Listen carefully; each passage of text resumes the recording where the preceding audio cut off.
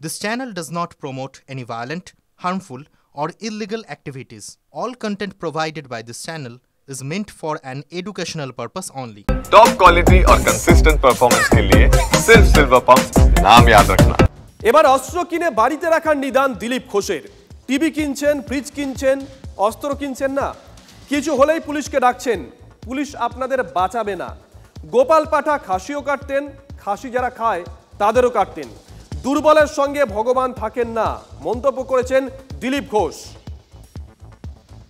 হিন্দু বাড়িতে টিভি কিনছে, ফ্রিজ কিনছে, আর নতুন নতুন আসবাব কিনছে, এটা হাতিয়ার নেই বলে হাতিয়ার মধ্যে কি হবে?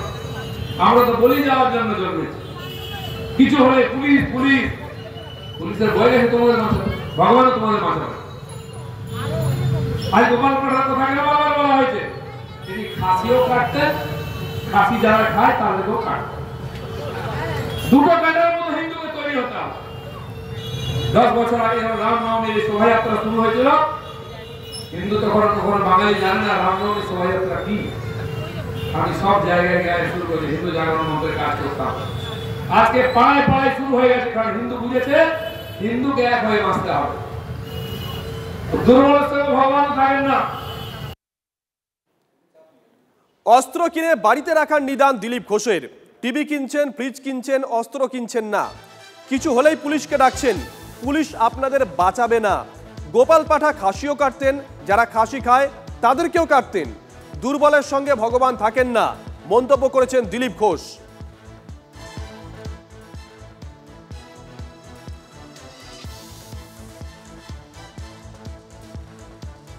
হিন্দু বাড়িতে টিভি কিনছে, ফ্রিজ কিনছে, আর নতুন নতুন আসবাব কিনছে, এটা হাতিয়ার নেই বলে হাতিয়ার মধ্যে কি হবে? আমরা তো বলি যাওয়ার জন্য জন্মেছি, কিছু হলে পুলিশ পুলিশ পুলিশের ভয় রেখে তোমাদের বাঁচাবে, ভগবান তোমাদের বাঁচাবে। আজ গোপাল পাঠার কথা কেন বারবার বলা হয়েছে? তিনি খাসিও কাটতেন, খাসি যারা খায় তাদেরকেও কাটতেন। দুটো কাটার মতো হিন্দুকে তৈরি হতাম। 10 বছর আগে যখন রামনবমীর শোভাযাত্রা শুরু হয়েছিল, হিন্দু তখন বাঙালি জানে না রামনবমীর শোভাযাত্রা কি। আমি সব জায়গায় গিয়ে শুরু করি, হিন্দু জাগরণ মন্ত্রের কাজ করতাম। আজকে পাড়ায় পাড়ায় শুরু হয়ে গেছে, কারণ হিন্দু বুঝেছে হিন্দুকে এক হয়ে বাঁচতে হবে। দুর্বলের সঙ্গে ভগবান থাকেন না। দিলীপ ঘোষ একেবারে স্বমহিমায় বাড়িতে অস্ত্র কিনে রাখার নিদান দিলীপ ঘোষের। টিভি কিনছেন, ফ্রিজ কিনছেন, অস্ত্র কিনছেন না, কিছু হলেই পুলিশকে ডাকছেন, পুলিশ আপনাদের বাঁচাবে না। গোপাল পাঠা খাসিও কাটতেন, খাসি যারা খায় তাদেরকেও কাটতেন। দুর্বলের সঙ্গে ভগবান থাকেন না, মন্তব্য দিলীপ ঘোষের। কিছুদিন আগেই আমরা দেখেছিলাম কাটোয়ার অগ্রদ্বীপে মেলা থেকে দিলীপ ঘোষ দা কিনেছিলেন। এবার বাড়িতে অস্ত্র রাখার নিদান দিলীপ ঘোষের। তিনি বলছেন টিভি কিনছেন, ফ্রিজ কিনছেন, অস্ত্র কিনছেন না, কিছু হলেই পুলিশকে ডাকছেন, পুলিশ আপনাদের বাঁচাবেন না। দিলীপ ঘোষের এই মন্তব্য তৃণমূল কংগ্রেস কিভাবে দেখছে? এই মুহূর্তে আমাদের সঙ্গে রয়েছেন তৃণমূল কংগ্রেস বিধায়ক হুমায়ুন কবির। হুমায়ুন সাহেব, দিলীপ ঘোষের এই মন্তব্য কিভাবে দেখছেন? দেখুন, এরা ধারাবাহিকভাবে দিলীপ ঘোষ, কখনো সুকান্ত মজুমদার, এরা কখনো হাসুয়া রাখতে বলছে বাড়িতে, হিন্দু পরিবারের মা বোনদের বলছে আপনারা হাসুয়া রাখুন। উনি কখনো দা কিনছেন, দা কিনে অনেক কিছু করে নিতে পারবেন বলছেন। আবার এখন আপনারা বলছেন যে তারা অস্ত্র কিনে রাখতে বলছে।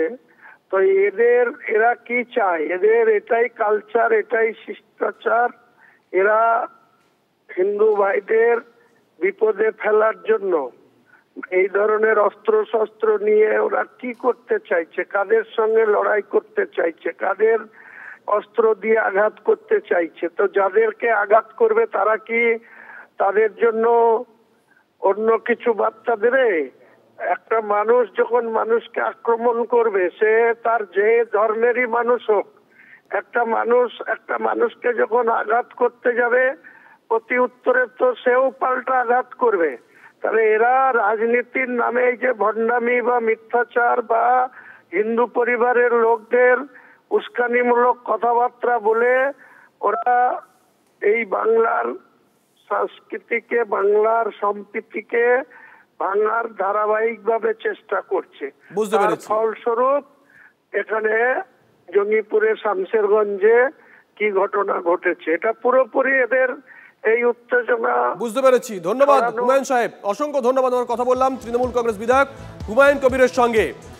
বাড়িতে অস্ত্র কিনে রাখার নিদান দিলীপ ঘোষের। টিভি কিনছেন, ফ্রিজ কিনছেন, অস্ত্র কিনছেন না, কিছু হলেই পুলিশকে ডাকছেন, পুলিশ আপনাদের বাঁচাবে না। গোপাল পাঠা খাসিও কাটতেন, খাসি যারা খায় তাদেরকেও কাটতেন, দুর্বলের সঙ্গে ভগবান থাকেন না, মন্তব্য দিলীপ ঘোষের। এই মুহূর্তে আমাদের সঙ্গে রয়েছেন সিপিআইএম নেতা শতরূপ ঘোষ। শতরূপ, দিলীপ ঘোষের এই মন্তব্য দেখছেন কিভাবে? হ্যাঁ, ভালোই দেখছি। মোদী আমলে চাকরি বাকরি নেই, কোনো বেকারি, এখন আর বই খাতা করে কি হবে, সেই তো বেকার হয়ে ঘুরে বেড়াতে হবে। নাহলে কদিন আগে কুম্ভ মেলায় সাধুকে দেখলাম আইআইটি পাস করে গাঁজা খেয়ে পড়ে আছে, ওদের মতো গাঁজার কলকে কিনে পড়ে থাকতে হবে। তার বদলে দিলীপ ঘোষের মতো এরকম ওর কথা এরকম অস্ত্র কিনলে ভালো, অন্তত পক্ষে চুরি চিন্তাই করে মানুষ বাঁচতে পারবে। আর দিলীপ ঘোষ এগুলো ক্যামেরার সামনে কথাগুলো বলছেন, যখন উনি গোপন ক্যামেরায় ধরা পড়ে গেছিলেন তখন কি বলেছিলেন আমাদের তাও মনে আছে, যে হিন্দুরা মরছে মরুক, আর কয়েকটা হিন্দু মরলে তারপর আমাদের রাজনীতি করতে সুবিধা হবে। সুতরাং আজকের এই পরিস্থিতিতে যখন রাজ্যের একটা জেলায় এরকম অশান্তি, এখনো মানুষ ঘরছাড়া হয়ে আছে, সেই সময় দাঁড়িয়ে যে নেতা এই কথাগুলো বলে, সে সত্যি সত্যি একজন নেতা নাকি একজন মানে মানুষের লাশের উপর রাজনীতি করা ক্রিমিনাল আমরা সবাই দেখতে পাচ্ছি। কিন্তু প্রশ্ন হচ্ছে এরপরও দিলীপ ঘোষরা গ্রেপ্তার হবে না, এদের বিরুদ্ধে কোনো ব্যবস্থা হবে না। মমতা বন্দ্যোপাধ্যায়ের বিরুদ্ধে চাকরির দাবিতে মিছিল করলে লোকে জেলে চলে যাবে, পুলিশের মার খাবে, কিন্তু অস্ত্র কিনে অন্য মানুষকে কাটতে বললে এটা পুলিশ রাজনীতি করবে, এদের কোনো শাস্তি হবে না। এই হচ্ছে পশ্চিমবাংলা। ধন্যবাদ, ধন্যবাদ শতরূপ।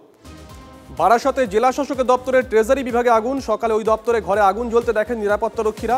দমকলের কর্মীরা লোহার গেট কেটে আগুন নেভানোর চেষ্টা করছে। শর্ট সার্কিট থেকে আগুন লেগেছে বলে প্রাথমিক অনুমান পুলিশের।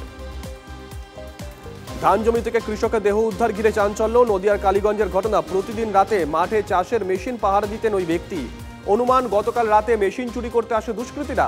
চুরিতে বাধা দিতেই খুন বলে অনুমান স্থানীয়দের। শরীরের একাধিক জায়গায় চোট রয়েছে। দেহ উদ্ধার করে তদন্ত শুরু করেছে কালীগঞ্জ থানার পুলিশ।